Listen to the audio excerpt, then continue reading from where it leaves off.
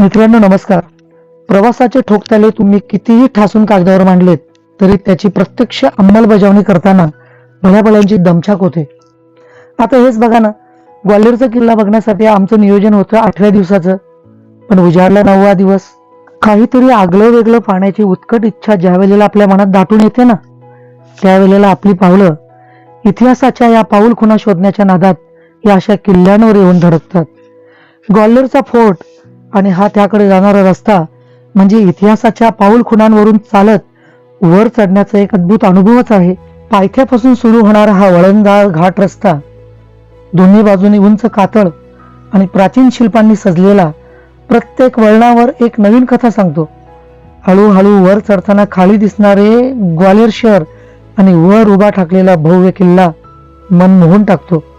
कारने जाताना प्रत्येक वळणावरून दिसणारे दृश्य जणू एखाद्या सिनेमातील फ्रेमसारखे भासते. जसजसे आपण पार्किंग पर्यंत पोहोचतो तस तसा निसर्ग, इतिहास आणि वास्तुकलेचा संगम अधिकच प्रभावी वाटू लागतो. हा प्रवास केवळ रस्ता नसून एका गौरवशाली भूतकाळाकडे नेणारी रोमांचक सफर आहे. आज मराठी मन व्याकुल आहे. सुमारे 250 वर्षांपूर्वी मराठी मनावर झालेली ती जखम आज देखील भळभळून वाहत आहे. दत्ताजी शिंदे आणि जनकोजी शिंदेचं राष्ट्रप्रेम आणि त्यांनी दिलेली प्राणाची आहुती हा मराठी मन कसं विसरेल. आणि ह्याच मराठ्यांच्या पाऊल खुणा शोधण्यासाठी आज आम्ही आलेलो आहोत ग्वाल्हेरच्या किल्ल्यावर.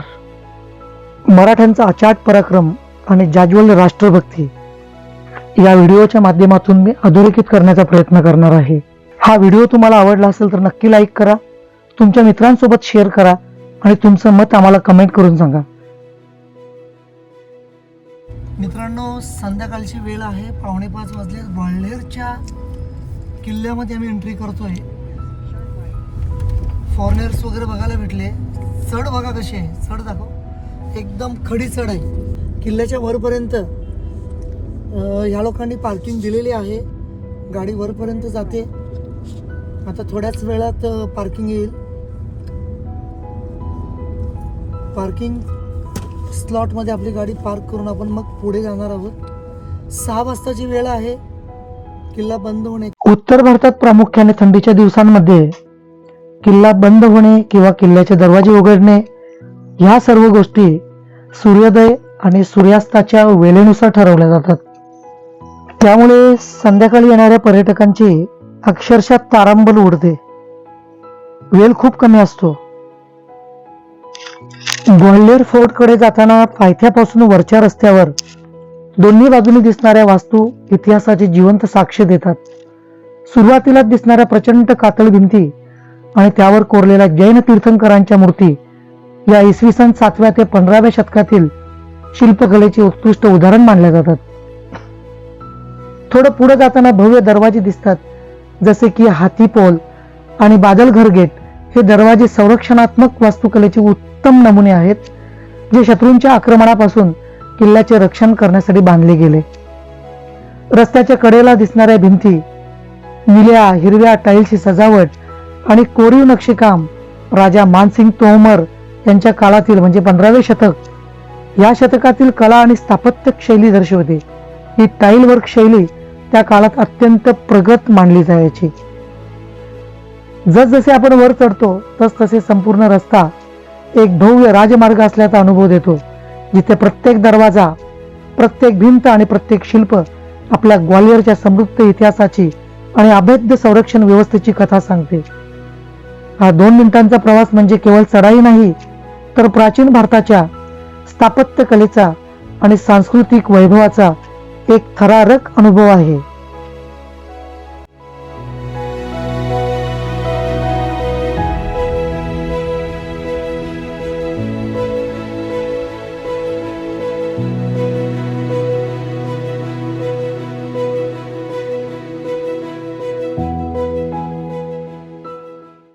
सगळ्यात महत्त्वाची बातमी, जर ग्वाल्हेरचा किल्ला तुम्ही बघायला येत असणार तर ह्याचं रुटीन असं आहे का, आम्ही पण बघितलेलं सर्च केलेलं तर 6चा टायमिंग आम्हाला दाखवत होता. मी आता इथे चौकशी केली तर 6चा टायमिंग दाखवत होते. तुम्ही तुम्ही 5लाच तिकीट विंडो बंद का करताय म्हणून. तर ही खूप जास्त महत्त्वाची माहिती आहे तुमच्या सर्वांसाठी का थंडीच्या दिवसांमध्ये ह्या विंटर सीझनमध्ये सूर्यास्त होताना आणि सूर्यास्त झाल्याच्या नंतर तो जो टायमिंग असेल म्हणजे विंटरला आपण समजा 5 वाजताच इथे सूर्यास्त होतोय तर तुम्हाला 5 वाजताच एंट्री बंद होईल. आता आम्हाला 5:30ला त्यांनी बाहेर काढणार म्हणून सांगितलंय तर अर्धा तास आपल्याकडे आहे तर जितक्या लवकर एक्सप्लोर करता येईल तितक्या लवकर करूया. उन्हाळ्यात आलात तर तुम्हाला 7:30 वाजेपर्यंत एंट्री आतमध्ये भेटेल. तर ऋतूंच्या हिशोबात तुम्हाला इथे तिकीट विंडो बंद होईल हे सगळ्यात जास्त लक्षात ठेवा. तर आपण बघूयात आणि एक्सप्लोर करूयात जितका होईल तेवढा.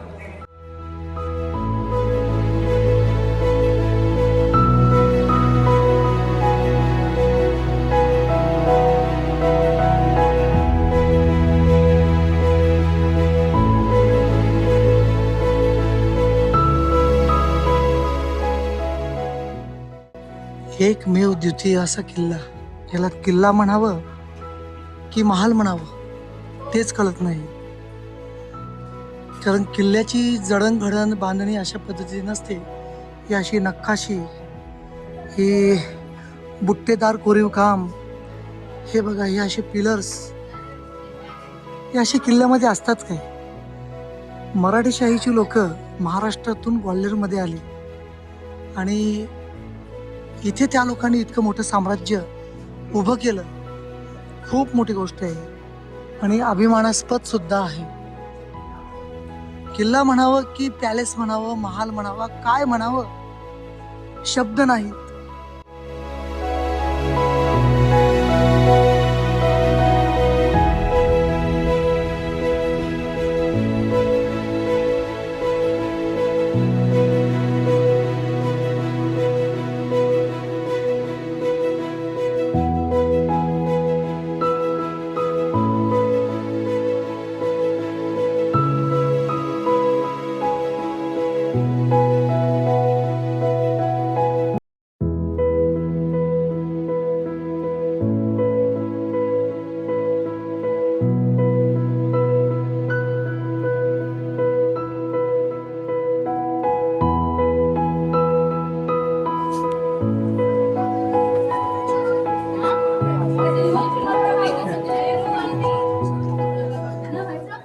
काय रचना म्हणावी आणि कशासाठी,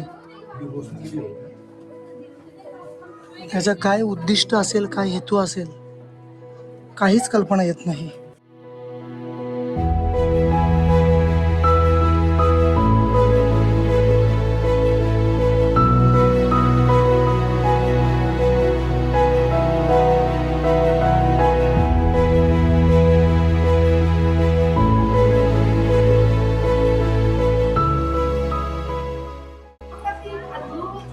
विश्वसनीय आणि आपण विचार इतका सुंदर खरोखरच.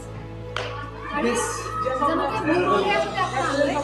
जर तुम्ही इथे आपण आलो ना तर इथे खरोखर बोलून आपण घेऊन जाणार याच्यामध्ये अशी भूलभुलैया आतमध्ये मुलांसाठी पण अगदी. त्याला किल्ला म्हणावं की पॅलेस म्हणावं, राजमहल म्हणावं की महाल म्हणावं, तिची नकाशीदार, बुट्टेदार, कोरीव शिल्प कुठेच बघितलं. भारतातला एकमेव असा किल्ला आहे की ज्याची रचना महालाच आहे.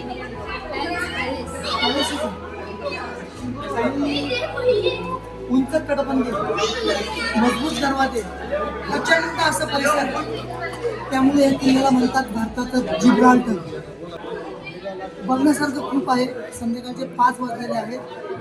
आता लवकरच त्यांचे सुरक्षा रक्षक आपल्याला बाहेर काढण्यासाठी येतील. आपल्याकडे वेळ कमी आहे, कमीत कमी वेळेत आपल्याला जास्तीत जास्त एक्सप्लोर करायचं, करण्याचा प्रयत्न करूया.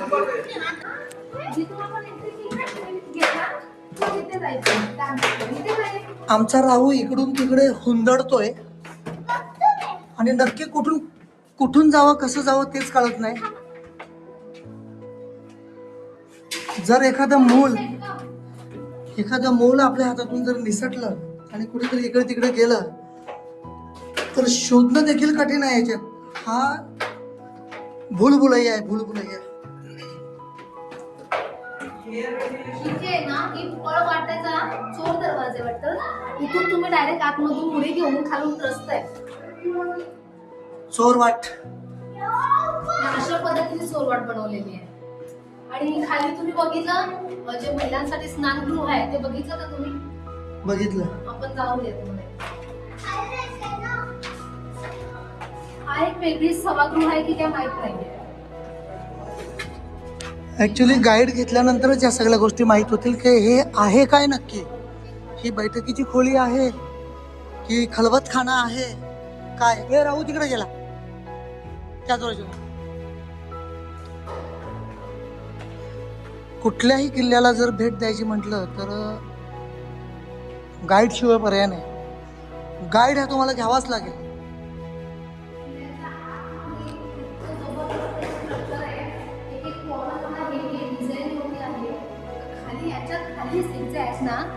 महिलांच्या आंघोळीची जागा होती जी की आता दाखवली आहे. आणि आता हे कशासाठी ते समजत नाही.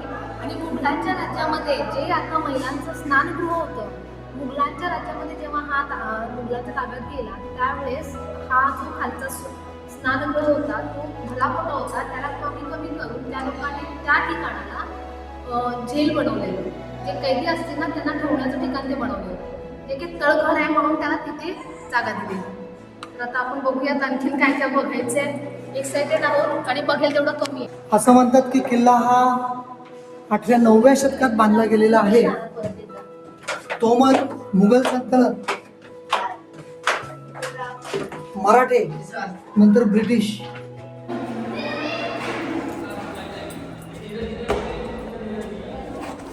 स्नानगृहाची जागा.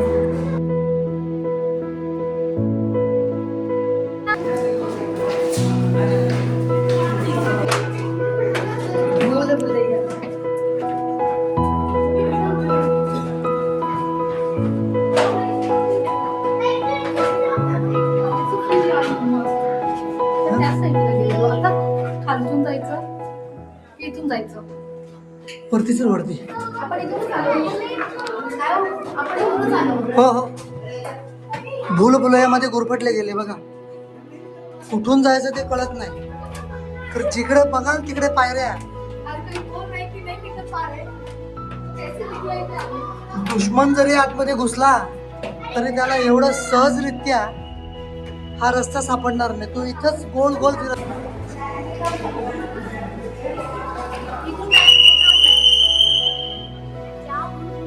गेलतो ना त्याचा एक्झिट एवढा इझी होता तो जो की आपण आलो आता. म्हणजे आम्ही 3 माळे उतरून खाली गेलेलो आणि त्यांनी आम्हाला म्हणजे आम्ही रिटर्न जात होतो पण इथून वॉचमॅननी गेट खोललेलं त्यांच्यासाठी. आम्हाला त्यांनी सांगितलं इथूनच एक्झिट करा आणि डायरेक्ट दुसऱ्या फ्लोअरला. नाहीतर अजून 100 पायऱ्या चढाव्या लागल्या असत्या. 100 पायऱ्या चढाव्या लागल्या असत्या. दुश्मन बाहेर येणारच नाही का. तुम्ही गोल फिरत राहिला. भारताच्या मध्य प्रदेश राज्यातील ग्वाल्हेर इथला किल्ला सिंधिया वंशजांचं एक मानाचं स्थान मानलं जातं. परंपरेनुसार 8व्या-9व्या शतकात बांधलेला किल्ला तोमर वंशाकडे गेला. तोमर वंशाकडून तो मुघल सल्तनतीकडे गेला. मुघल सल्तनतीकडून तो किल्ला मराठ्यांकडे आला. मराठ्यांकडून तो किल्ला सिंधिया वारसांच्याकडे गेला आणि सिंधिया वारसांच्या नंतर इथे ब्रिटिश काळाची राजवट सुरू झाली आणि तो ब्रिटिशांच्या जागी. पण असं वाटतंय की आपल्याला बघून हा किल्ला बघितल्यानंतर नक्कीच वाटणार नाही की 8व्या-9व्या शतकातला किल्ला इतक्या चांगल्या पद्धतीने जोपासला गेलाय. 8वं-9वं शतक म्हणजे या किल्ल्याला जर तुम्ही म्हणाल तर 1000 ते 1200 वर्ष झाली. 1000-1200 वर्षापूर्वी स्ट्रक्चर असू शकेल काय. पण आहे. सत्य परिस्थिती आहे. ही कलाकुसर, ही नक्काशी, हे खांब, कोरीव दगडाचे खांब, गुलाबी दगडामध्ये कोरलेले. हे बघा, हे जणू काही आपण लक्ष्मी यंत्र वगैरे आपण जे बोलतो याचं काहीतरी मिनिंग आहे. अशा पद्धतीचं हे कोरीव काम केलेलं आहे. खरोखर ग्रेट मराठा आपण बोलतो. आपले पूर्वज इतके ग्रेट होते की त्यांनी त्या काळामध्ये इकडे येऊन हा किल्ला हस्तगत केला, या किल्ल्यावर राज्य केलं. आणि आज आपण मराठी माणूस तर महाराष्ट्रापुरते देखील आपण राहिलेलो नाही. जागा हो मराठी माणसा, कर्तृत्व आपल्या पूर्वजांचं थोर होतं, त्या मानानं आपलं कर्तृत्व शून्य आहे. किल्ला बघा, आज मला वाटतंय किल्ला आमचा बघणं हे अपूर्णच राहिलेलं आहे. कारण खूप काय फिरायचं होतं पण त्यांचे सुरक्षा रक्षक प्रत्येकाच्या मागे लागल्यासारखे त्यांना पळवत आहेत आणि सांगतात ते गेटच्या बाहेर जाऊन. किल्ला भला मोठा आहे आणि बघताना असं वाटतं का खूप काही नवीन आहे आणि वेगळं वेगळं बघायला मिळतं, तर त्या ठिकाणावरून पटकन आपण निघू शकत नाहीयेत. सो आता हा पोर्शन तर झालेला आहे, तर आता मे बी बाहेर पडल्यानंतर बघूयात आपण काय आपल्याला बघायला मिळेल आणि तुम्हाला काय बघायला मिळेल. तर हा एकदा बुलबुले आपण दाखवूयात का परत एकदा. तो खूप मजेशीर वाटला. तो बाहेर पब्लिक पडलीच नाही आहे. बाहेर पब्लिक जरी पडली नसली तरी पण सुरक्षा रक्षक त्यांच्या मागे लागलेत. त्यांना त्यांचं रोजच्याचं काम आहे हे त्यांना माहीत असतं की 5 वाजताचा टाइम दिला तर तासभर तरी सर्वांना पिटाळायला तेवढा वेळ लागतो. मला तर काय बाहेर निघण्याची इच्छा नाहीये, कारण रिटर्न आलेली पब्लिक सुद्धा परत एकदा बघायला गेली. सो मी पण एकदा फिरून येते, तर तुम्ही वेट करा माझा. प्रत्येक पिलरमध्ये आणि प्रत्येक नक्षीकामामध्ये काहीतरी मिनिंग लपलेला आहे. तो प्रत्येक मिनिंग आपण सांगू शकत नाही, पण हा मिनिंग मी आता गाडला विचारलं तर त्याचं म्हणणं असं आहे का हा जो आहे ना, हा तुळशीचं पान आहे आणि हे जे तुम्हाला दिसतंय हे आहे रुद्राक्षाची मणी. प्रत्येक म्हणजे रुद्राक्ष आहेत, रुद्राक्ष, आणि ही छोट्या साईजचे रुद्राक्ष आहेत. जणू काही रुद्राक्षाची ही माळच समजा तुम्ही. तर प्रत्येक कॉलम मधल्या प्रत्येक डिझाईनचं काही ना काही मिनिंग आहे. म्हणजेच हा पिलर जो आहे तो शंकराला अर्पित आहे. हा, असंही म्हणू शकता, असंही म्हणू शकता. आता करूयात बाहेर बघूयात.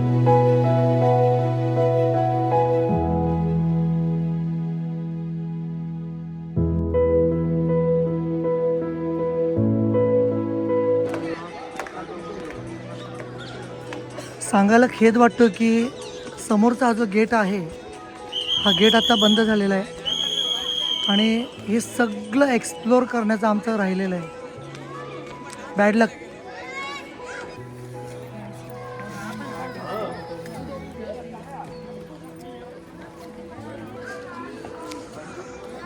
मित्रांनो, ह्या गेटमधून जर तुम्ही आतमध्ये गेला असतात तर कर्ण महल, विक्रम महल, जहांगीर महल, शहाजहा महल, भीमसिंग राणा की छत्री, जौहर कुंड, दोंडापूर गेट, कुर्ला किला, बुर्ज हमामखाना इत्यादी सगळ्या गोष्टी आपल्याला पाहता आल्या असत्या. पण आजचा दिवस इथेच संपलेला आहे. दुर्दैव आहे, खेद वाटतोय की इतक्या लांब येऊन सुद्धा हे सगळं एक्सप्लोअर करता नाही आलं.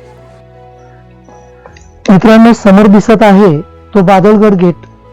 वास्तुरचनेच्या दृष्टीने पाहिल्यास बादलगड गेट मध्ये सजावटीपेक्षा कार्यक्षमतेवर अधिक भर दिलेला दिसतो. साध्या पण मजबूत दगडी बांधकामामुळे हा दरवाजा शतकानुशतके टिकून आहे. यामध्ये वापरलेले स्थानिक दगड, त्यांची जुळवणी आणि बांधकामाची तंत्रे त्या काळातील अभियंता कौशल्याचे प्रतीक आहेत. म्हणूनच बाबरनेही ग्वाल्हेर किल्ल्याचे वर्णन हिंदुस्थानातील मोत्यासारखा किल्ला असे केलेले होते. अस्ताव्यस्त विस्तीर्ण पसरलेलं असे ग्वाल्हेर शहर. बापरे, जबरदस्त.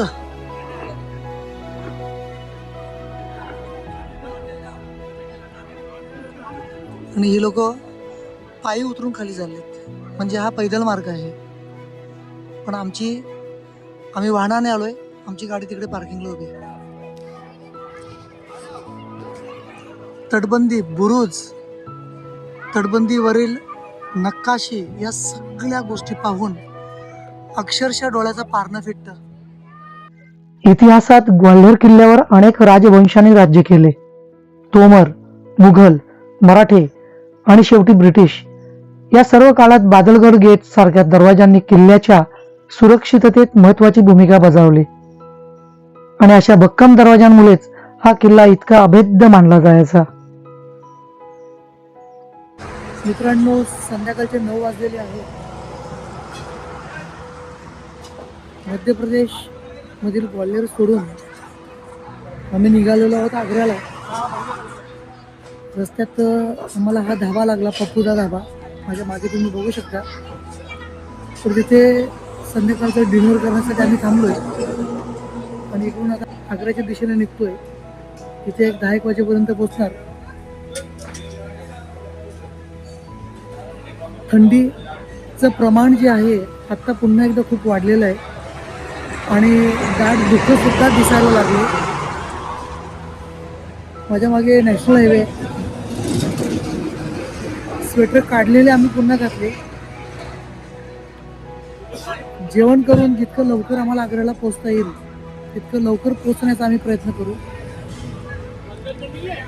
हा आहे पप्पू जाट का धाबा. किचन वगैरे खूप चांगलं आहे. फॅमिलीज वगैरे बऱ्यापैकी आतमध्ये बसलेत. म्हटलं इथे जेवणाची क्वालिटी मिळेल या अपेक्षेनं आम्ही इथे उतरलोय. पण किचन बघितल्यानंतर असं वाटतं की अपेक्षाभंग होणार नाही.